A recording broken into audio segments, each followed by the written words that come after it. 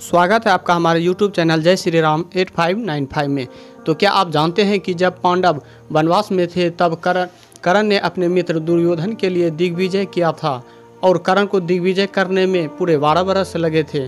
कर्ण को पूरे भारत में दिग्विजय पूरा किया, जिसमें कि भारत के कई राजाओं से कर्ण को युद्ध करना पड़ा था। तो कितने राजाओं ने कर्ण के पराक्रम को ही देखकर अपनी अधीनता स्वीकार कर लिया और कई राजाओं ने हस्तिनापुर की मित्रता निभाने के लिए ही हस्तिनापुर से संधि कर लिए। ऐसी स्थिति में जब पांडव का अज्ञातवास समाप्त हो गया तो फिर पांडव कहाँ रहते, किसके पास रहते।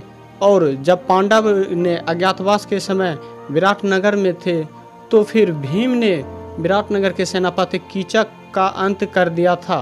परंतु फिर भी विराटनगर के राजा ये जानते हुए कि उनके सेनापति का अंत पांडव के भाई भीम ने जब विराटनगर के सेनापति कीचक को मारा, इसके बावजूद भी राजा विराट ने क्यों पांडव को अपने राज्य में रहने दिया और अर्जुन के पुत्र अभिमन्यु से अपनी पुत्री उत्तरा की विवाह क्यों किया।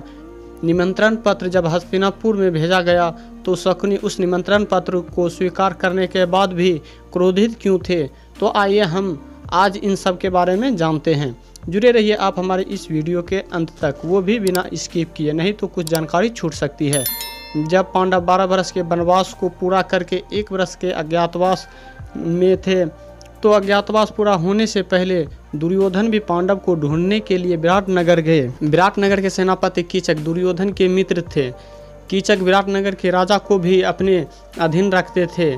वो कहने का तो विराटनगर के सेनापति थे, किंतु उस राज्य में कीचक का ही राज चलता था। उनकी अनुमति से वहाँ पर प्रत्येक काम होता था, जिससे कि राजा विराट कीचक के उस आतंक से बहुत दुखी रहते थे। फिर भी दुर्योधन जब पांडव को ढूंढने विराटनगर आए और अपने मित्र कीचक को से बोले कि मुझे पांडव को ढूंढकर फिर से उन्हें वनवास में भेजना है, तो कीचक भी इस पर अपना सहमति जताते हुए बोले कि अगर पांडव इस राज्य में है तो मैं उसे ज़रूर ढूंढूंगा। जिसके बाद कीचक को पता चल गया कि पांडव विराटनगर में ही है। तो कीचक ने पांडव के सामने एक शर्त रखी कि यदि तुम सब अपना अज्ञातवास पूरा करना चाहते हो तो द्रौपदी को 1 रात के लिए मेरे कक्ष में भेजना होगा, नहीं तो फिर दुर्योधन अभी यहीं है, फिर से वनवास जाने के लिए तैयार हो जाओ। तब जाकर भीम ने उस रात में ही उस कीचक का अंत कर दिया। जिसके बाद महल में मौजूद दुर्योधन को लगने लगा कीचक का अंत सिर्फ इस समय भीम ही कर सकता है। तब दुर्योधन ने पांडव को ढूंढने के लिए उस महल में जबरदस्ती अपने अनुसार काम करने लगे। तो फिर युधिष्ठिर के सुझाव से ही राजा विराट में हिम्मत आई और उन्होंने दुर्योधन का विरोध करते हुए उसे वहां से निकाल दिया।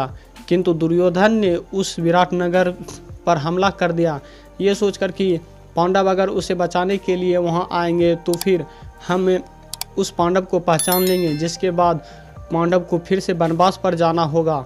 ठीक वैसा ही हुआ जब दुर्योधन ने विराटनगर पर हमला कर दिया। जिसके बाद राजा विराट को बंदी बनाकर लेकर जा रहे थे तो युधिष्ठिर के आदेश पर अर्जुन उस कौरव के सेना से युद्ध करने लगे।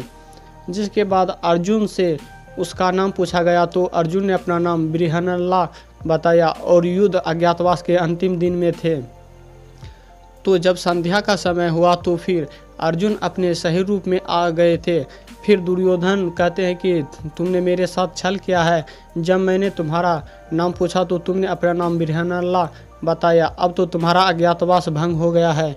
जिसके बाद अर्जुन बोले मैंने किसी के साथ कोई छल नहीं किया है, मुझे स्वर्ग की अप्सरा ने श्राप दिया था कि मैं पूरे 1 वर्ष तक नपुंसक बनकर रहूँगा और आज मेरा वो श्राप भी समाप्त हुआ और इसके साथ ही साथ मेरा अज्ञातवास भी समाप्त हुआ। जिसके बाद राजा विराट ने पांडव का आभार व्यक्त करते हुए बोले कि मैं आपका ये कर्ज कैसे चुकाऊंगा। तो फिर भगवान श्री कृष्ण कहते हैं कि आप अपनी पुत्री उत्तरा की शादी अर्जुन के पुत्र अभिमन्यु से कर दीजिए, जिससे कि आप अर्जुन के संबंधी बन जाएंगे और आपके सर से वो कर्ज भी मुक्त हो जाएगा।